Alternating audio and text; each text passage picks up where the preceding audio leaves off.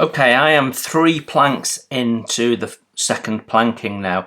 The first 2 planks, exactly the same according to my planking fan. So I started the taper at bulkhead 15 at this one here.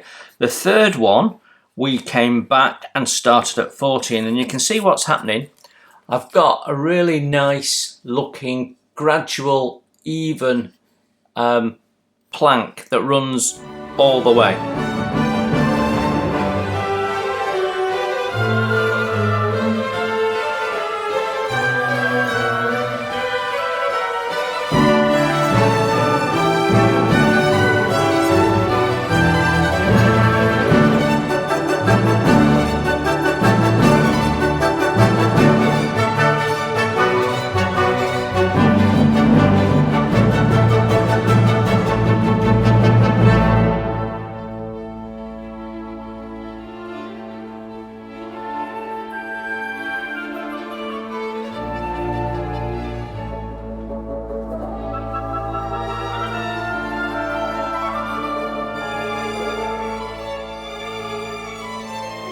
Don't worry about the bumpiness, that'll all sand out and it'll be nice and smooth when we're done.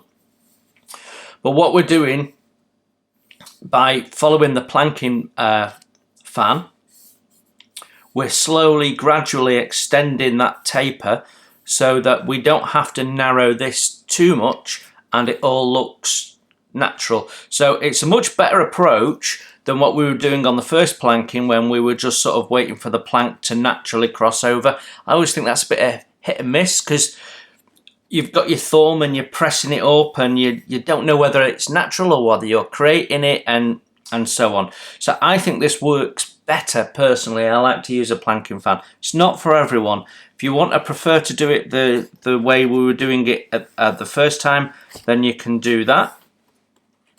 Right, okay, so I'm going to do plank 4 and I'm going to take you through plank 4, not because it's particularly different, but I just want to keep sense checking what we're doing for you, and then I'll probably go down till we get to this curve and show you how I deal with that. So first thing we're going to do is just shape the end of the plank. So let me get my sanding stick. So the end of the plank, we want to put a little angle on it.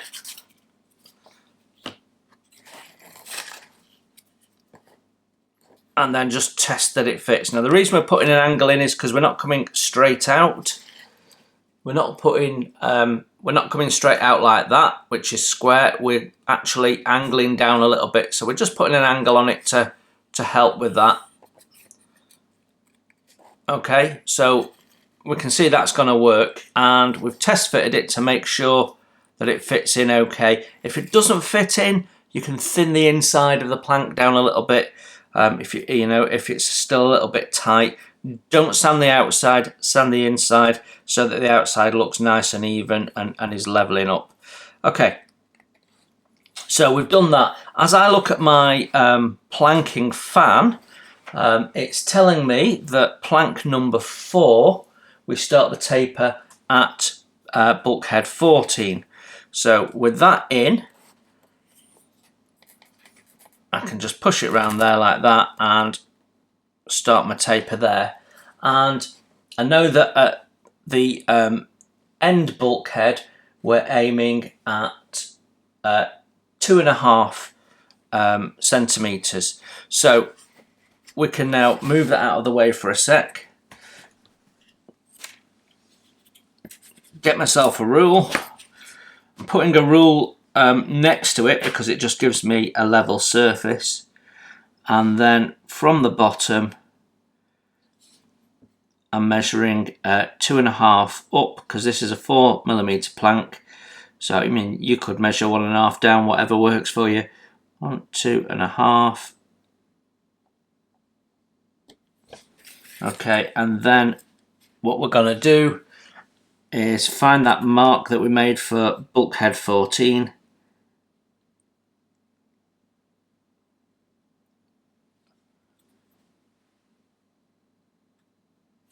There we go.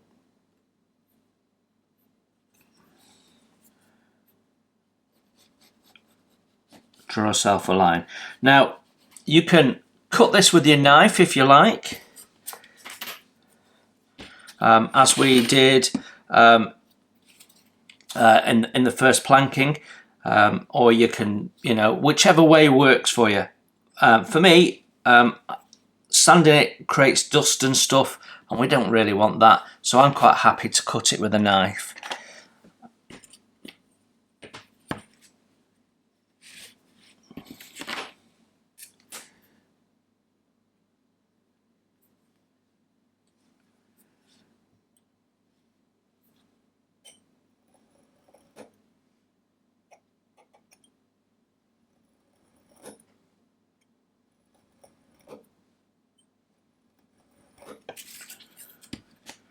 So there you go, gently made the marks, and now we can just scribe our way through. It's a bit harder than on the first planking because obviously we're now dealing with a hard wood, and the way it cuts, it's a little bit rougher when you've cut it, so a little gentle sand right at the end will help.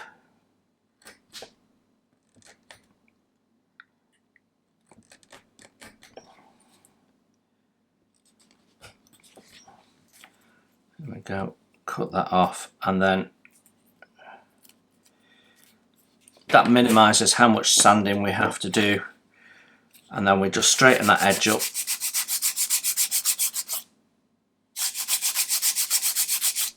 Make sure you've got your dust mask on.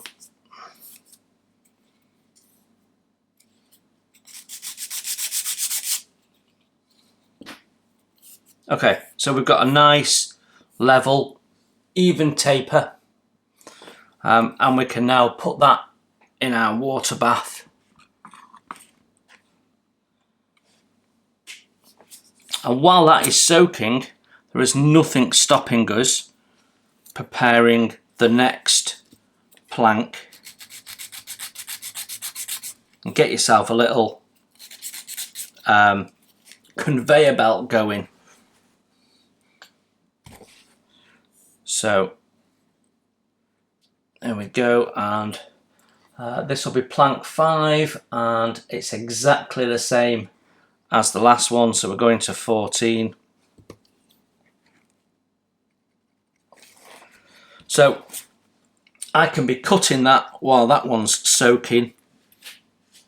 So then as soon as that's ready, we can just glue it into place using the gel glue as I showed you. So that's my process.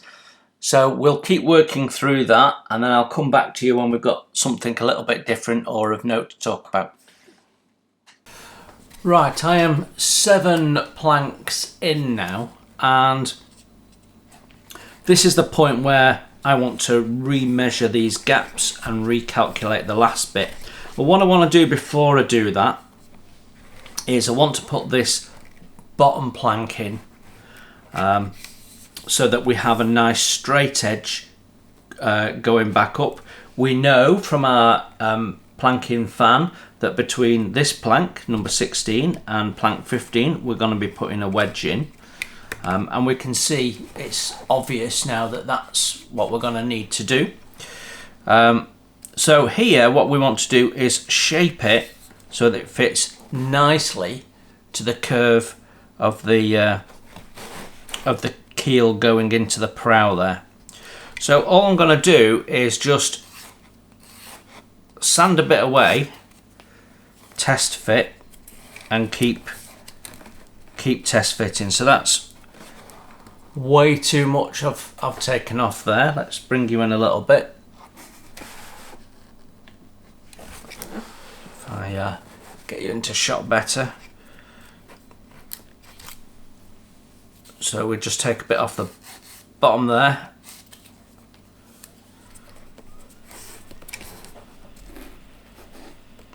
There we go, and then we keep pushing it along, and what we want is for this to run straight and then sort of disappear into the curve. So ultimately this top corner will be part of the curve.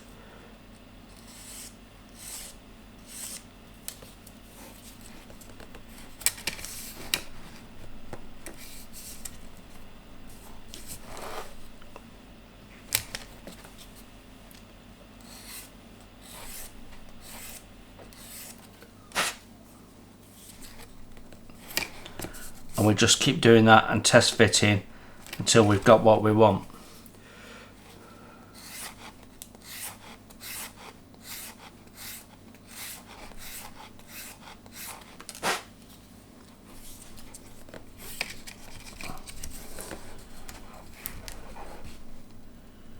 That's nearly there. Nearly there. So I'm going to follow the shape that I've already put in and take it up to the top of the plank there. And that should now fit, hopefully.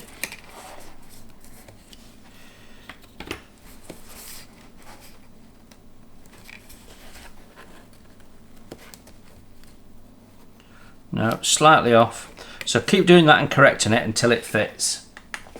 Okay, so I have now done that, and you can see that will fit really nicely into place. You can see it's springing out a little bit. So what we're going to do is we're going to wet it, soak it for a little while, and then hold it into place so that it sort of keeps its shape.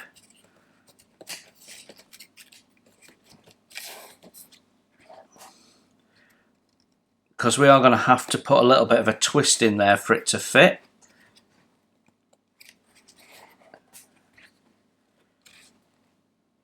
And then we can glue it down. Now at this end, if I take you out a little bit again, at this end, as we pass this bulkhead here, we will need to twist the plank again. So we need to soak this other end.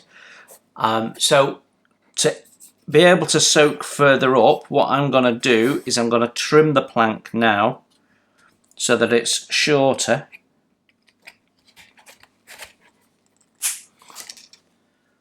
And we know that we're just working with the plank and that the length that we need, or just over. And then so we can soak as much as that as we want now. So that's how we put this plank in. It's better to do it now before you sort of, because we've got to slot it into this rebate here. So we want to be slotting it in, fitting it before we put, we don't want it to be the last plank is what I'm trying to say.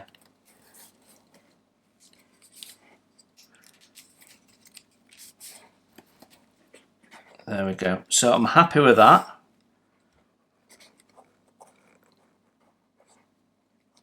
We'll glue it in starting at one end, but we're going to have to glue sort of this length because we need to tuck it in at the same time and make sure it's sitting properly, and then hold it into place, and then we'll glue that end in. So I'm going to soak this and then I'll come back to you.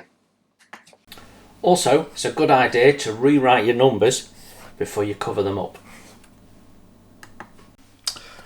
So on my build, plank 9 is the one that deals with the sharpish curve here where we're going from this direction to this direction.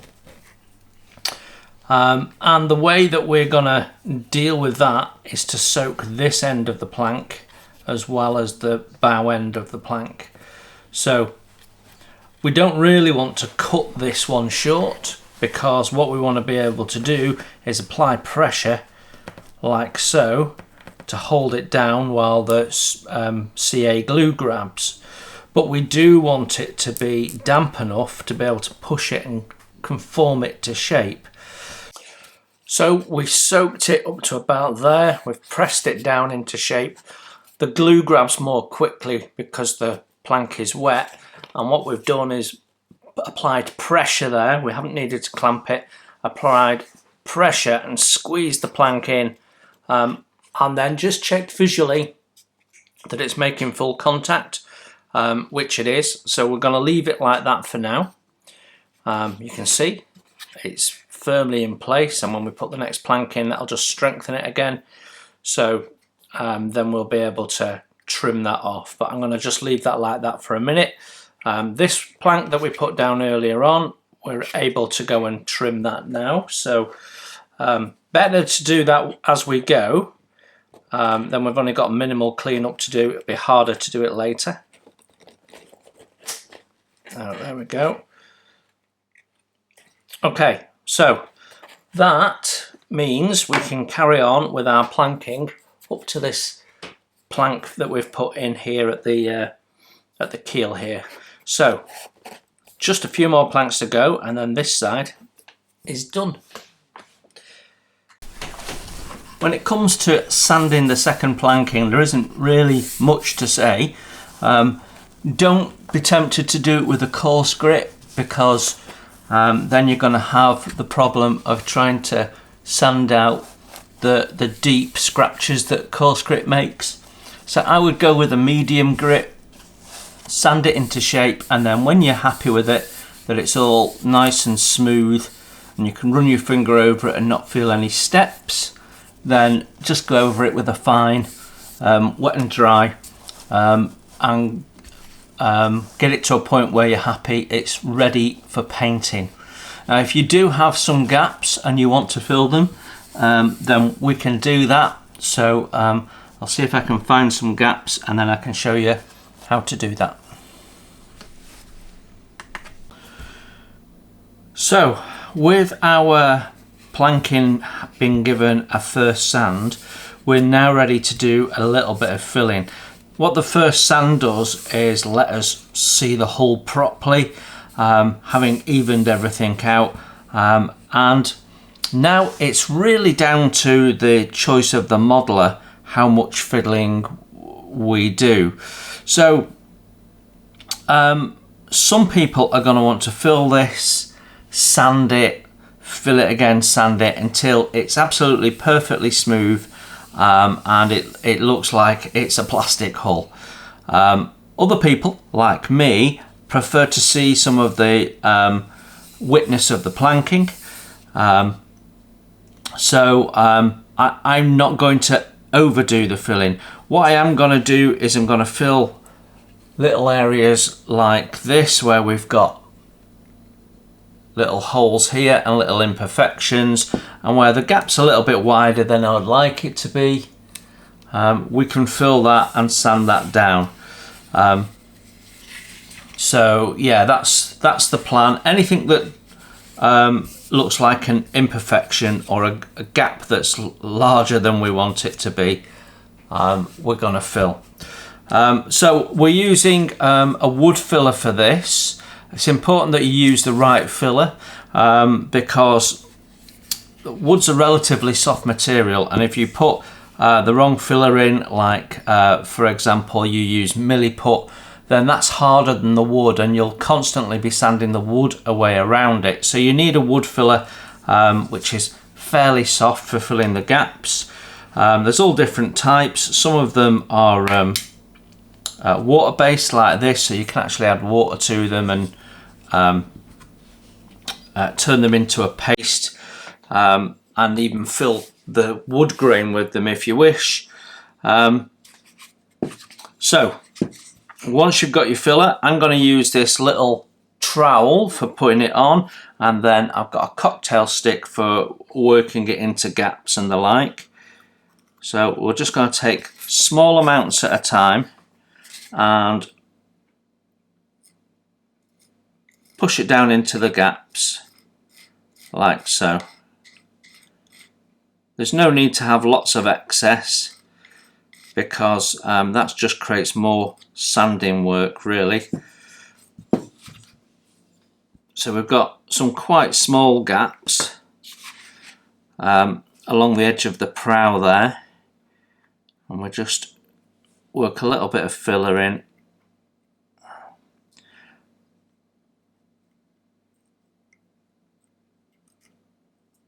Push it right into the gap, and then when you come to sand it, you know you're not just going to sand it all away and still have your gap basically.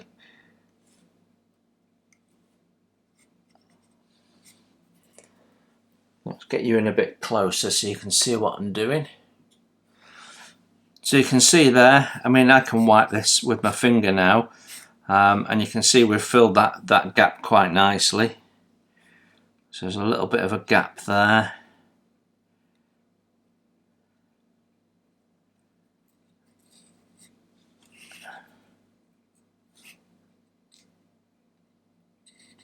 just pushing it in, working it in, making sure that it's down in that gap properly.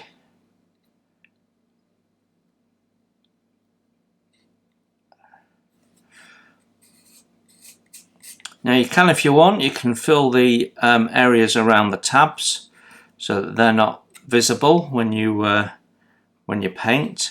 And you might find that you do a little bit of painting and then you think, well, actually I've got more filling to do. That's not unusual. Once you put some paint down, you can see some of the imperfections better quite often.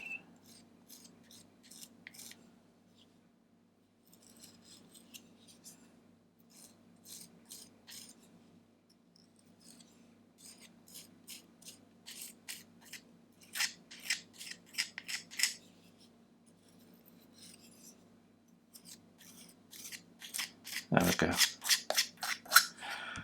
So we're going to fill it like that. Just keep going round, finding all the areas that we want to fill, and then I'll leave this overnight to make sure it's cured properly, and then we can give it a second sand. So yeah, there's not much more to say about the filling process.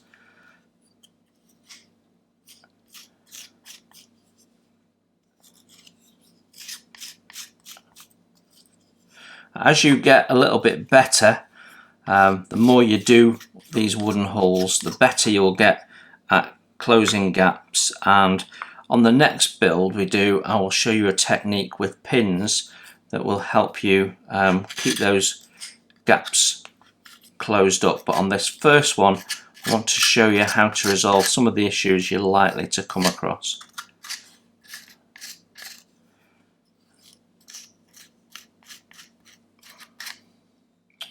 Right, I'm going to carry on and then I'll come back to you when we're ready to do some sanding, so you can see what that then looks like.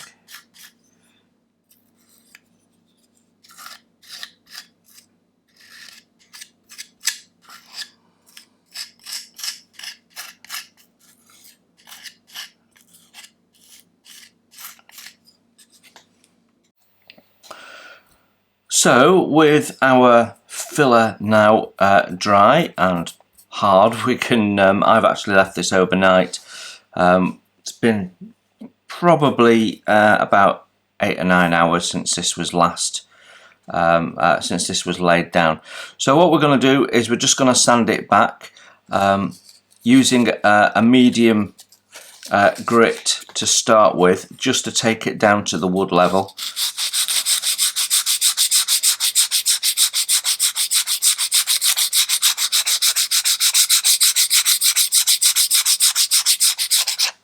And then when we've got it down at the wood level, we can reduce the grits and go to like a fairly gentle grit and just blend it all in.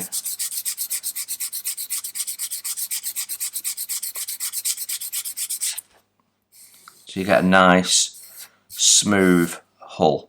Now, as I said before, it's down to you as the individual modeler how far you want to go. You can fill this, you can go back over it and fill it again, sand it again, until you're happy you've got the surface finish that you're looking for. So I'm going to carry on doing this and getting this the way I want it, and then we'll come back to you for the next step, which is the stern post and the rudder ahead of painting. Right, hull is done and it's ready for painting, so this is a good time to make up the little building stand. You just cut it out of the plyboard sheets and slot it together. It's actually really tight fitting, but it's still worth putting a little bit of wood glue in so it's nice and rigid. And then what we're going to do, this isn't in the instructions, but because we're going to be putting a painted surface on here, just to give it a slightly softer edge, what we're going to do is we're just going to cover the frame here, just to help prevent any scratching, with a little bit of masking tape. So we simply run the masking tape up.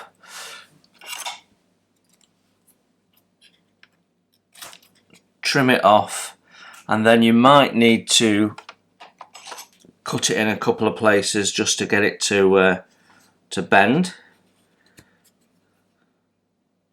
So if we put a cut in there and a cut in there and possibly one there and one there, and then we can fold them over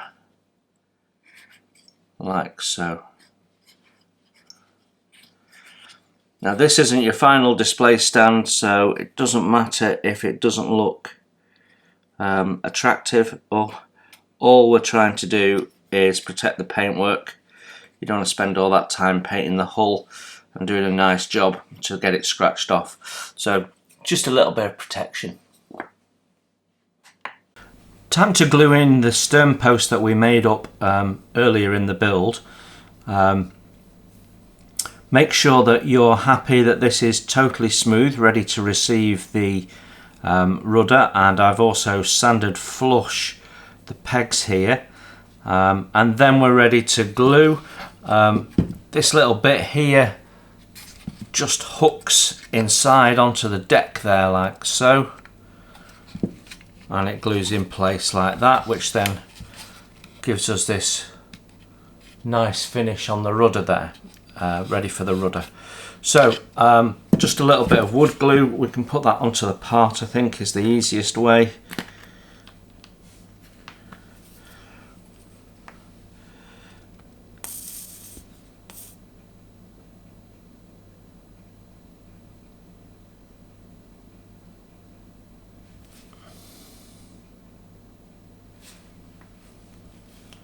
There we go. And we can carefully place that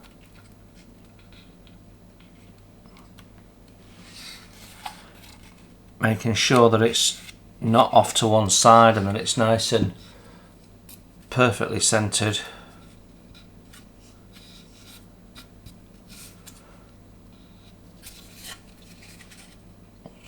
There we go.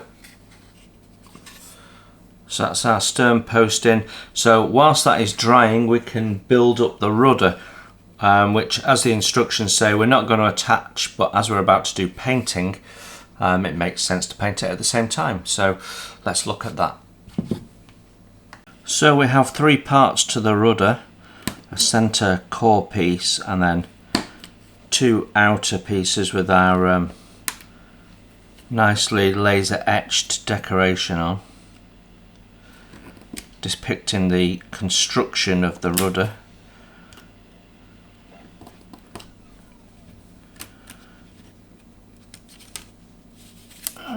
Oh, didn't mean to take that one out.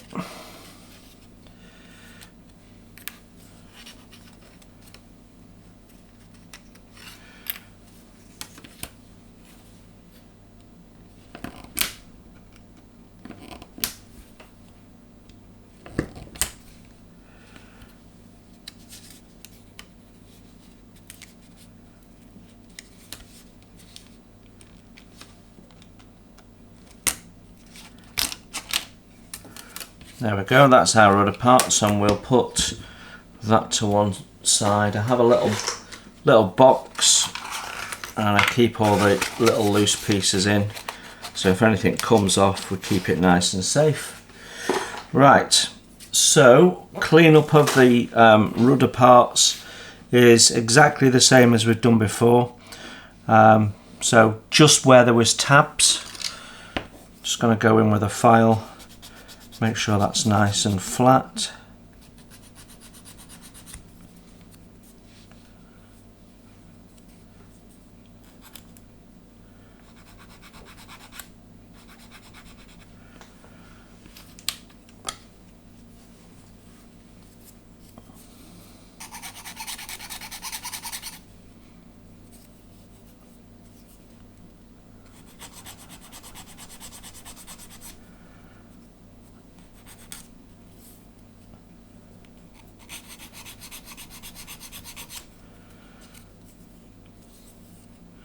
Okay, and then once you've cleaned up the parts, you can glue those together as per the instructions, and clamp them while the glue dries.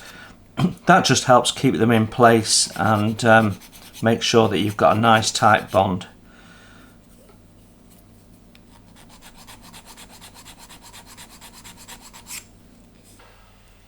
So while the glue dries on our rudder, we can think about painting. There's different ways you can go here, and it depends on your experience, but because we're doing this as an absolute beginner's build, I'm going to brush paint my hull. Normally I would airbrush it, and an off-white is the colour you're looking for. So brand of paint is less important, but you don't want it to be a bright white. If you're brush painting, you could go with enamel paints, or I quite like these Admiralty paints.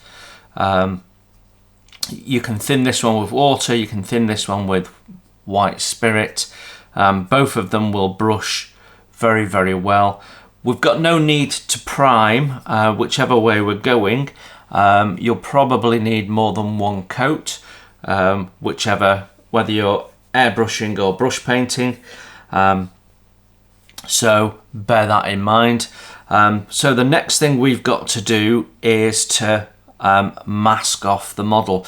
Now if you're airbrushing, what you want to do is mask off this area with your masking tape, put a layer down, and then using some plastic wrap, some cling film, you can then cover the top areas of the model and tape that down so that this is covered. Now in the instructions they show you covering the whole thing in masking tape, which is not a particularly cost-effective way of doing it, so using some cling film is a good way forward. If you're brush painting, it's worth doing the same masking, because there's some areas here that we don't really want to get paint on, so we're going to mask it off the same way regardless of whether you're brush painting or airbrushing. So let's do that. I'm going to start by just getting enough cling film to cover the top of the ship here.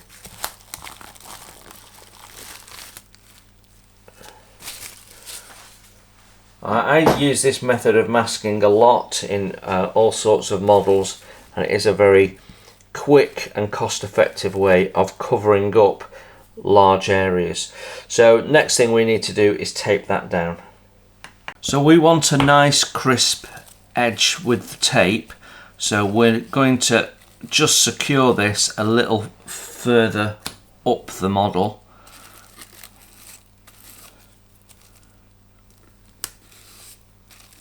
Like so, and if we do that on the other side,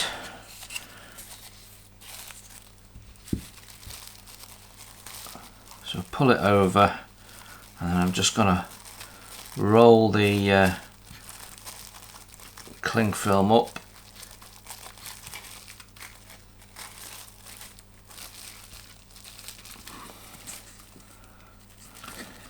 I think another one.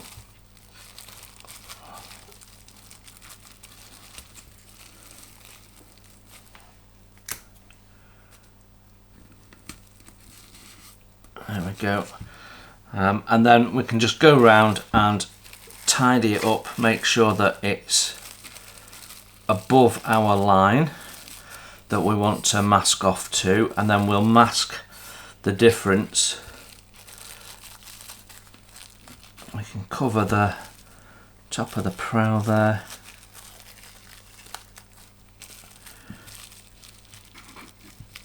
There we go, and we can just keep cutting strips of tape and tacking that down. We don't need at this stage to get it perfect, because we'll tape up to it and fill any gaps anyway. There we go. And that's just a quick, cost-effective way of making sure you've got everything protected.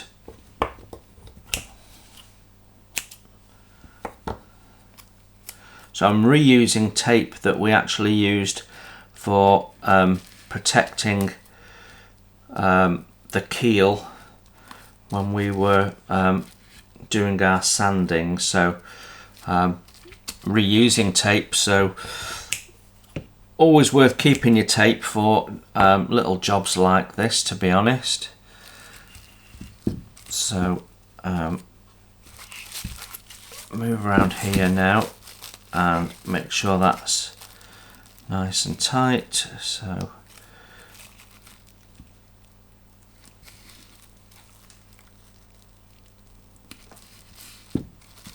there we go.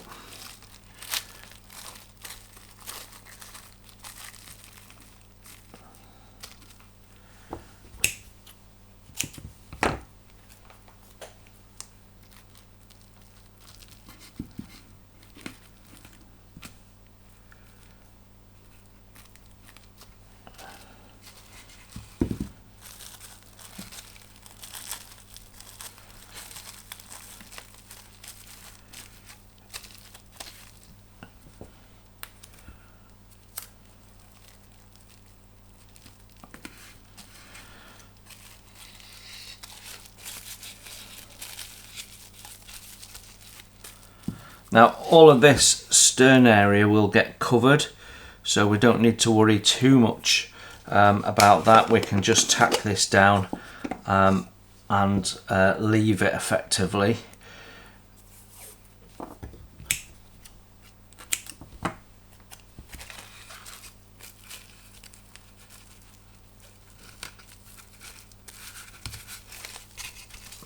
There we go. So we've got all of that covered. That's nice and safe, and if you're airbrushing, you're not going to get anything in there where we don't want it. So now all you've got to do is go round and mask up to the line that you don't want to get paint on. And remember, we are going to fit a whale over this, so don't worry too much if it's not perfectly straight, but you're really sort of masking up to that top plank that we put down thereabouts. So I will do that and then I'll come back to you. With the glue dried on the rudder, it's worth just giving it a bit of a sand to make sure everything is nice and even and level and smooth on that outside edge there, and then we can test fit so we can mark off where we need to mask it for painting. Now I'm finding it a little difficult to get mine to line up, I have to be honest.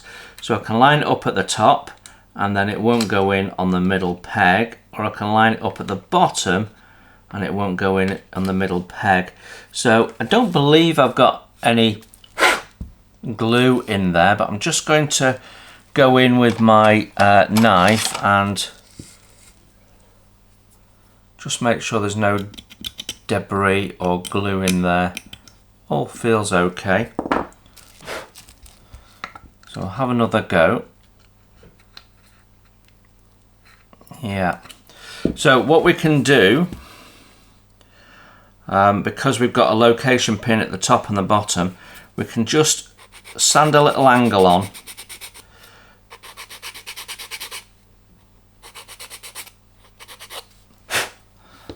Which might just help it go in. So if it's catching on the top edge or the bottom edge, that should not be an issue now. Let's get that lined up.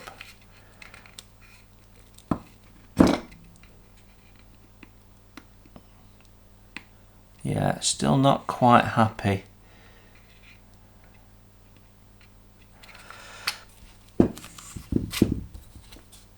I'm going to take a little bit off the bottom of the lower tab, which will just reduce the thickness of that tab a little bit.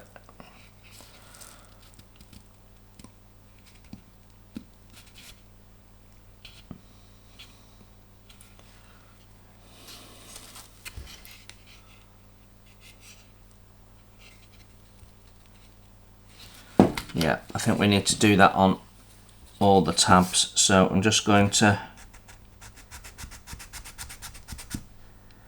I want to keep one tab the same so that it sits at the right height, but so I'm going to keep the top one the same and carefully just reduce down the other two, because I know the top one goes in perfectly and that'll keep the height right. Yeah, I can see the pegs are just catching a little bit. I don't want to force it and break anything. Okay, so it's just a case of just keep sanding little bits away. I'm actually going to go in with my knife and just trim that square, being very, very careful here. There we go, that now fits. You do need to have a gap between there, otherwise the rudder wouldn't turn, would it? So yeah, I'm happy now that that fits. It just needed a little bit of slight adjustment, and that could be because there was some glue in the holes. Yeah, quite possible it was that. But yeah, we've now got that to fit, so we can now mark off our line that we need to have not painted. So I'm just going to get a pencil and a rule, and my point really is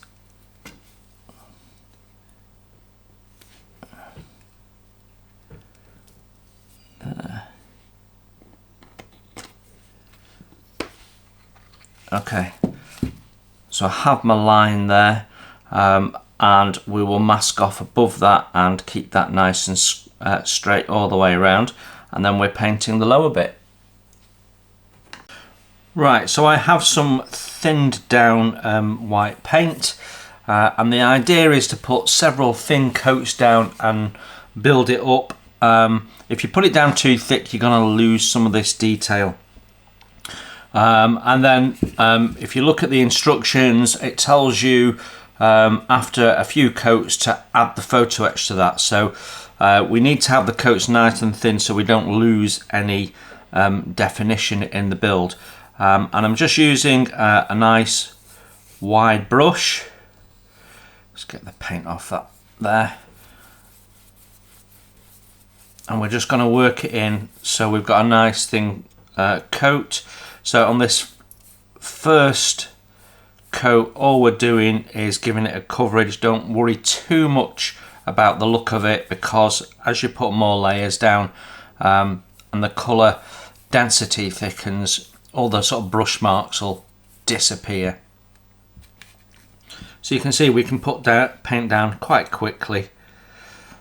Now the paint will dry fairly quickly on the wood because it'll partly sink in. So by the time you've gone round and done your first coat, you'll probably be fine putting your second coat on. If you're not sure, leave it half an hour or so. But then when you've put a second coat on, you need to leave it a fair bit longer and make sure it's properly dry before you put another coat on.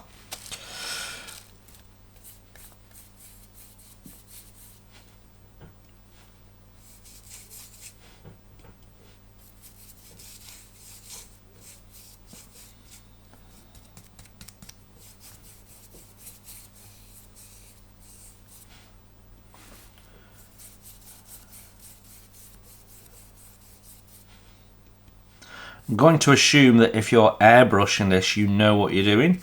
To have an airbrush means you've got some experience of painting, so we're just going to concentrate on the beginners that perhaps haven't painted a hull before.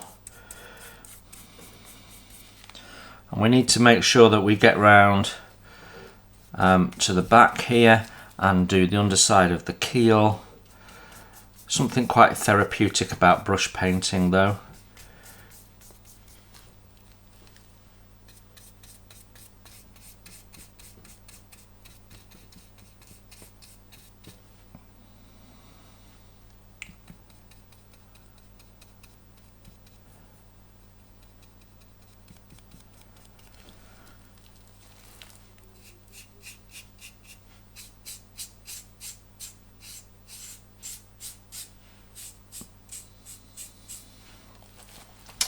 Right, I'm going to carry on with this and I'll come back to you when there's something I need to touch about. So that's my first coat down. You can see it's quite scruffy looking. You'll also see that what the paint does is it highlights any imperfections. So at this stage you might want to do some more filling and sanding. So this is now sort of becoming personal preference on how smooth you want the hull. As I said before, I quite like seeing the witness of the planks. Some of these gaps will slowly fill up with the painting process anyway, but if you do have any big gaps or issues, now's the time to sort them in between each layer of painting. So with that said, I'm going to carry on and do a second coat and see what it looks like. So my 2 coats of white paint have dried, and now this is the point where we do the next sanding and filling if we need to. So the paint is very, very good, especially when it's matte paint, at showing you where the imperfections are. So you might spot things that you couldn't spot when it wasn't painted, so things like not having quite sanded things down enough, so you can see some of the filler there, so that needs sanding down a little bit. We've got some little paint imperfections there that we want to sand down.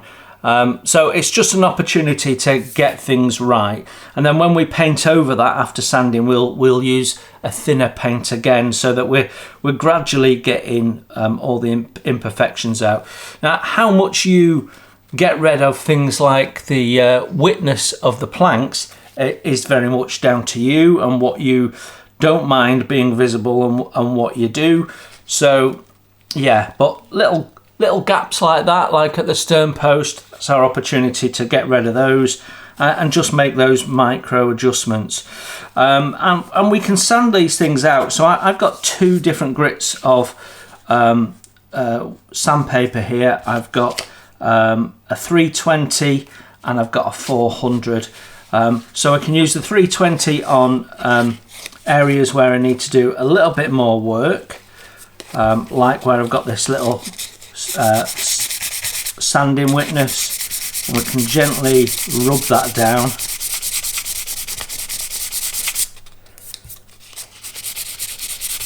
And it doesn't matter if we get back through to the wood, because we're going to paint over it again, so that's fine. And then where we've got sort of some of the minor blemishes, like a little bit of paint splatter, or you've got a hair that's landed on it and dried on, we can just rub over that gently and take that out.